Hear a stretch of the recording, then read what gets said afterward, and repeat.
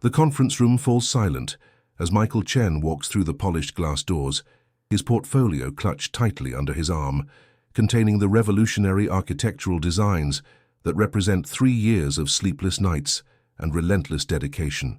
At 38 years old, he stands before the most important presentation of his life, pitching his sustainable urban development project to the board of directors at Harrison Industries, the largest real estate development company on the East Coast. The 12 executives seated around the mahogany table represent billions in potential funding, and Michael knows that this single moment could transform not just his career, but his entire life. His heart pounds as he sets up his materials, connecting his laptop to the projector, with hands that barely tremble despite the adrenaline coursing through his veins. He has rehearsed this presentation hundreds of times, perfecting every word, every gesture, every transition between slides. The first 15 minutes go flawlessly, his voice steady and confident, as he explains how his designs could revolutionize affordable housing while maintaining environmental sustainability, reducing carbon footprints by 40% compared to traditional construction methods, and creating community spaces that foster genuine human connection in an increasingly isolated world. The board members lean forward, genuinely engaged, asking intelligent questions that Michael answers with the expertise of someone who has lived and breathed this project for years. He can see the interest in their eyes, the way they glance at each other with those subtle nods that suggest approval. Everything is going perfectly until Richard Blackwood, the senior vice president known for his cutthroat business tactics and ability to destroy careers with a single comment, raises his hand with a smile that doesn't reach his eyes. The temperature in the room seems to drop several degrees as Blackwood begins to speak, his voice dripping with false pleasantry that barely masks the venom underneath. He mentions that he did some background research on Michael, which is standard procedure, of course, nothing personal, just due diligence. Michael feels his stomach tighten because he knows exactly where this is going, can see it coming like a freight train in the distance, inevitable and destructive. Blackwood pulls out a printed article from 15 years ago, the paper looking almost yellowed despite being a fresh printout, and begins to read aloud about how Michael Chen was arrested at age 23 for participating in an illegal street race that resulted in a serious accident, how he served 18 months in county jail, how he was expelled from his university just 6 months before graduation. The room transforms instantly from supportive to skeptical, the energy shifting so dramatically that Michael can feel it pressing against his chest like a physical weight. Blackwood continues, his voice growing more theatrical as he questions whether someone with such a reckless past, someone who showed such poor judgment and disregard for the law, could possibly be trusted with a project worth hundreds of millions of dollars. He suggests that perhaps someone with a criminal record, regardless of how long ago, might not have the moral character necessary to represent their company. Other board members who moments ago were nodding enthusiastically at Michael's designs now avoid eye contact, shuffling papers, checking phones, anything to escape the uncomfortable atmosphere that has invaded the conference room. Michael stands frozen at the front of the room, the laser pointer still in his hand, his carefully prepared presentation suddenly meaningless in the face of his resurrected past. His mind races through possible responses, defenses, explanations, but everything seems inadequate against the damning truth of what Blackwood has just revealed. In that moment of crushing pressure, Michael remembers something he read years ago during his darkest days in prison, words that had been scrawled on a piece of paper and passed to him by an older inmate who was studying physics through correspondence courses. The words were attributed to Albert Einstein, though the inmate admitted he wasn't sure if Einstein actually said them or if they were just internet wisdom assigned to a famous name. But regardless of their origin, they had resonated deeply with Michael during his incarceration.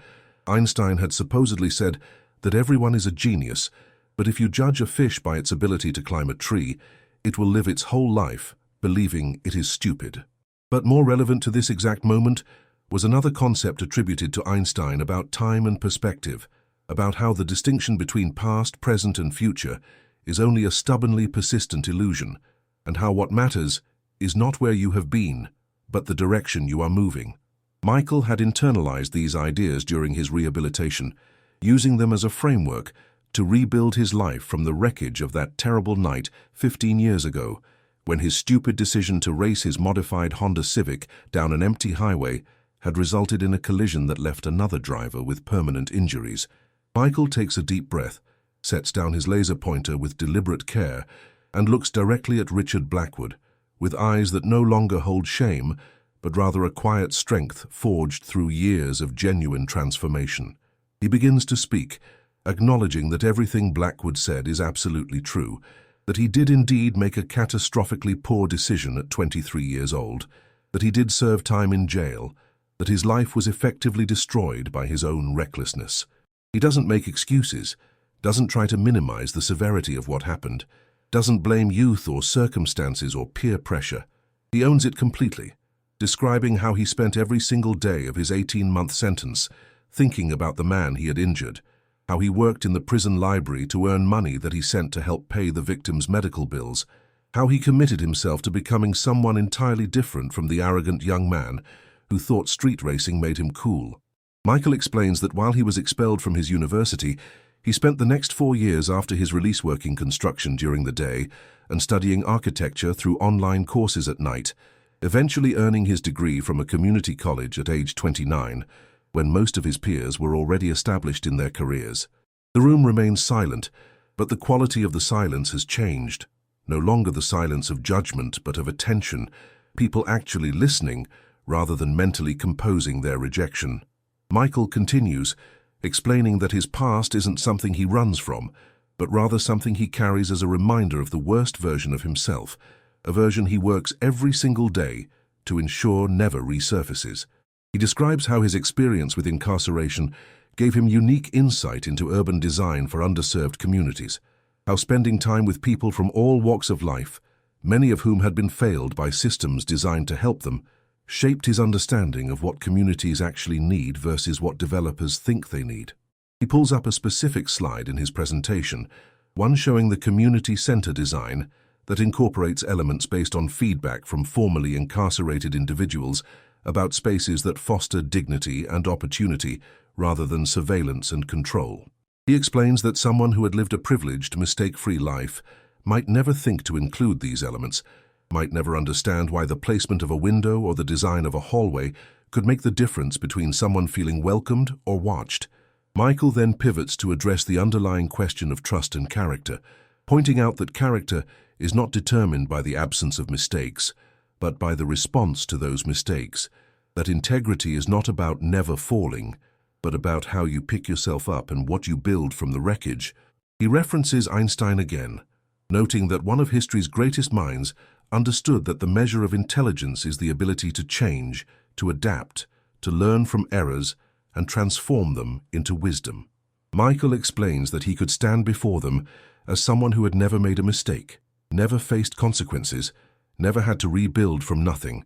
But would that person truly understand resilience, accountability, and the desperate need for second chances that his architectural designs are specifically built to provide?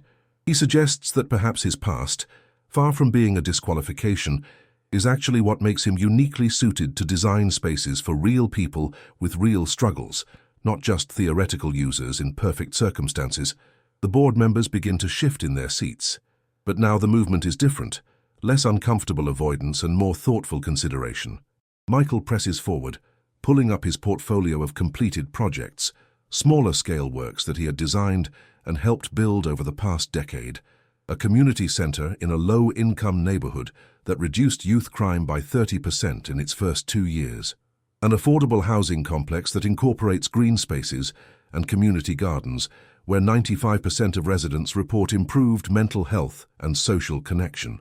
A rehabilitation center for former inmates that boasts a 70% success rate compared to the national average of 30%.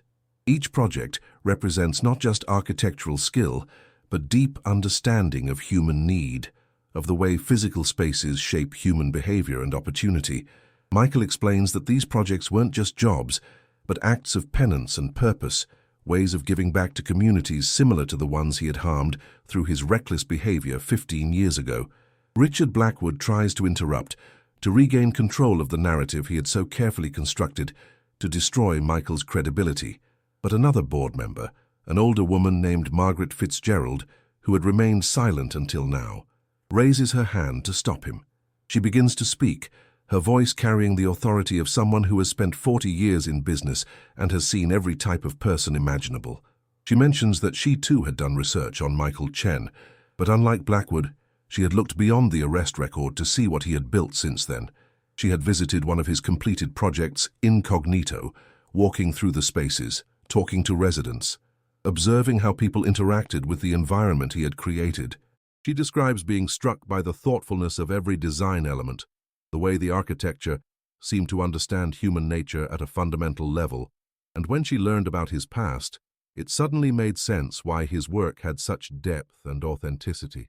She suggests that perhaps what they need for this project is not someone with a spotless record, but someone who understands struggle, redemption, and the transformative power of being given a genuine opportunity to prove yourself.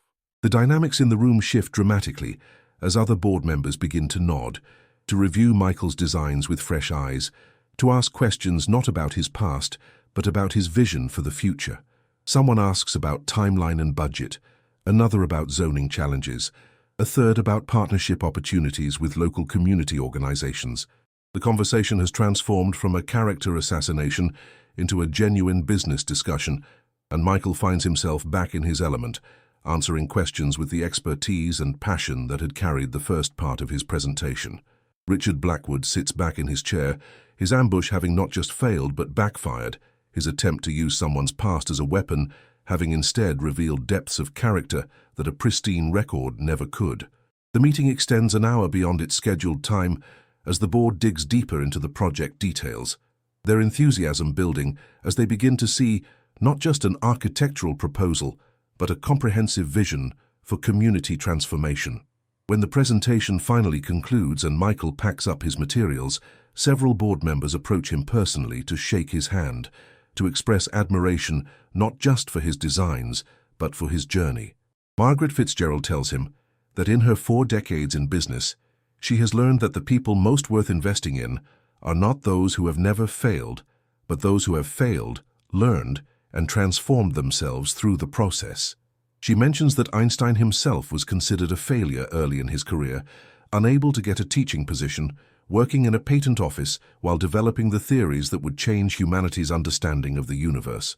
She suggests that if the world had judged Einstein only by his early struggles and rejections, if someone had stood up in a meeting and said he wasn't qualified because of his unconventional path, we might never have had the theory of relativity.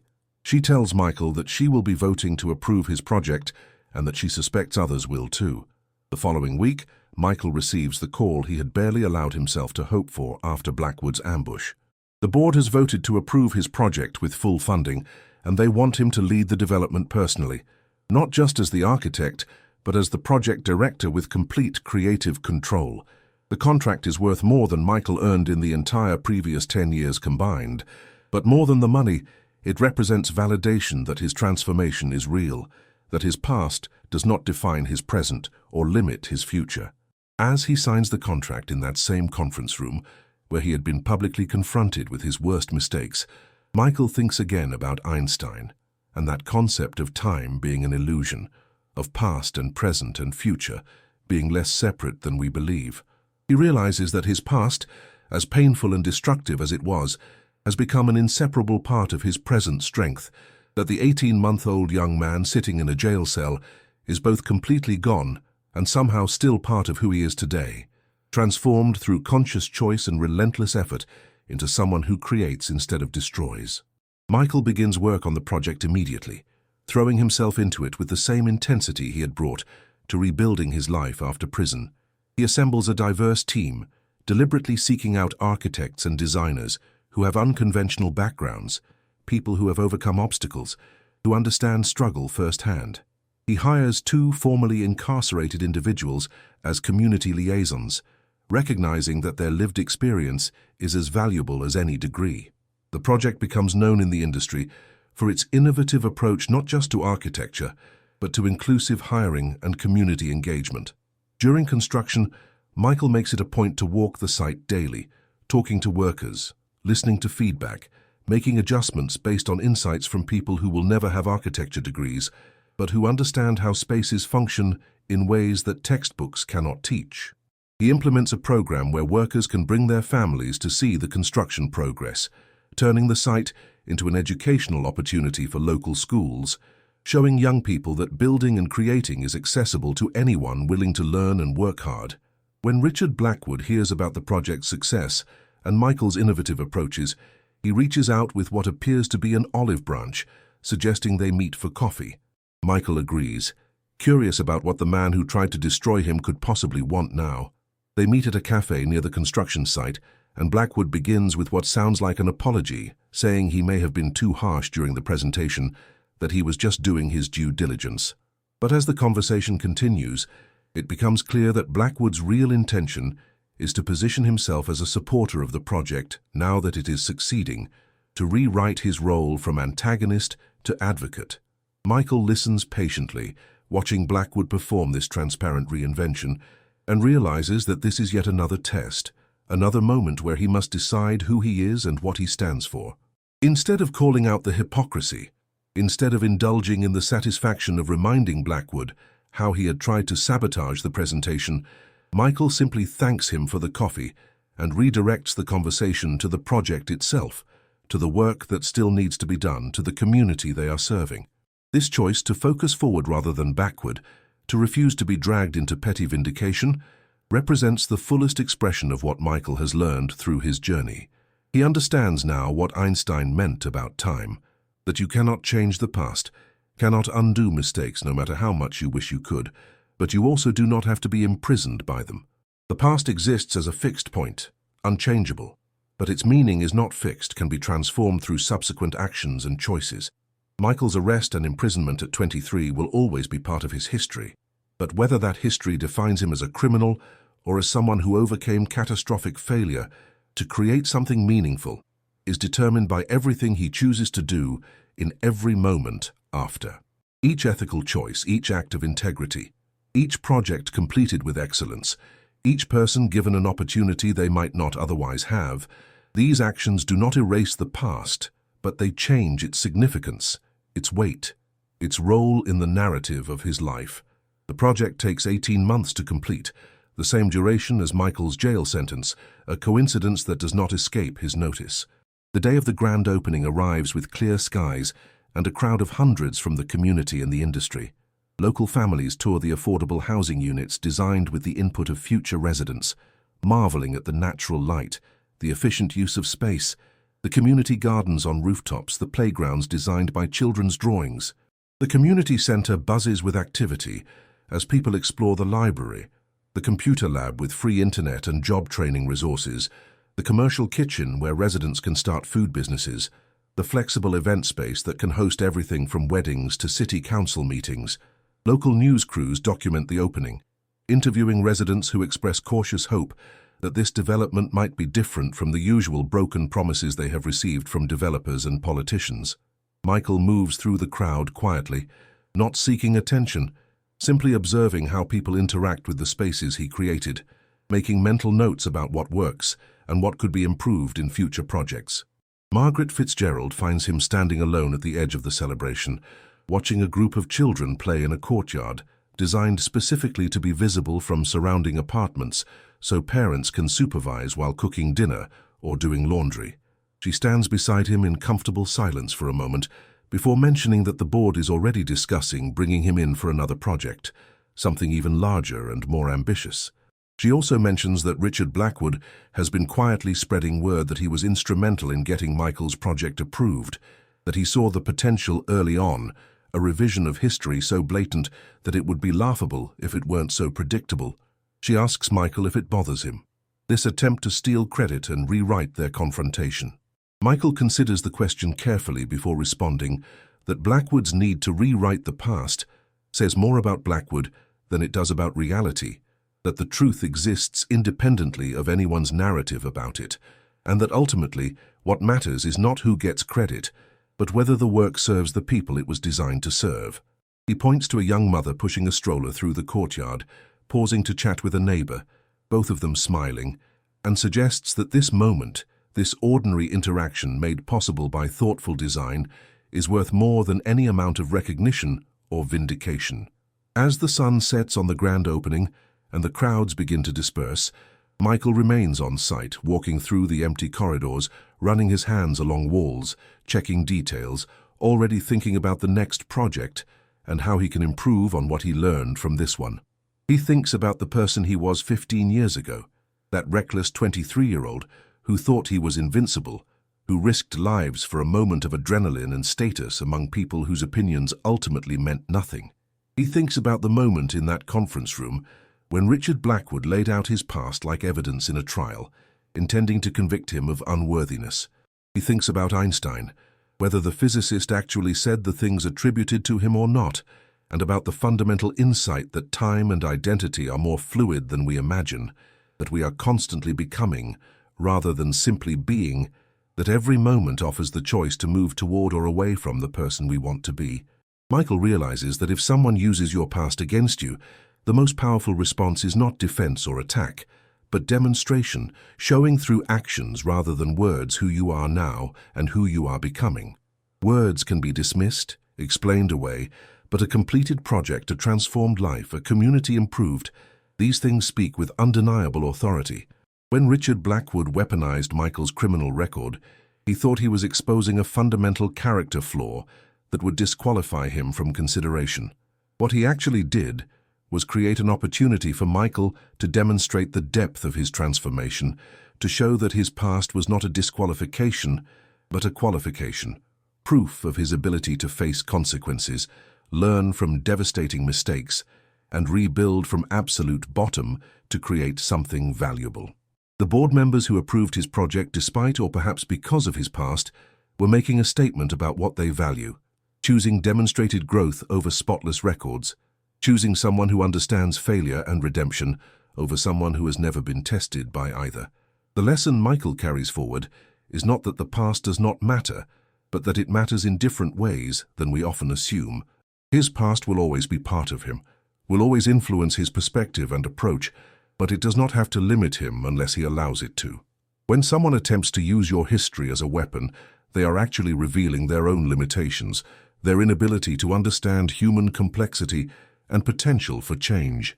The appropriate response is not to argue about the past, not to make excuses or demand to be judged solely by present circumstances, but to acknowledge the truth of what happened while demonstrating through concrete action the truth of what you have become. Let the quality of your work, the integrity of your choices, the impact of your efforts speak louder than any accusation or any defense. Build something so undeniably valuable that attacks on your character become irrelevant in the face of your contributions. As Michael locks up the community center and heads to his car, he passes a plaque near the entrance that he insisted on including, despite objections from the public relations team, who thought it was too heavy for a celebratory opening. The plaque acknowledges that this development was built with the input of formerly incarcerated individuals and other community members who have overcome significant obstacles, and it includes a quote from Einstein about making mistakes being proof that you are trying, about the difference between knowledge and wisdom being the willingness to learn from experience. Michael pauses to read it one more time. This permanent reminder that transformation is possible, that past failures can become present strengths, that the direction you are moving matters infinitely more than where you have been. Tomorrow he will begin work on the next project, carrying forward the lessons learned not just from his architecture degree, but from his worst mistake and everything it taught him about accountability, humility, and the stubborn persistence required to rebuild a life worth living. And if someone in that next presentation tries to use his past against him again, he will be ready, not with defensive arguments, but with the quiet confidence of someone who knows that the most powerful response to being judged by your history is to keep building a future that makes the judgment irrelevant.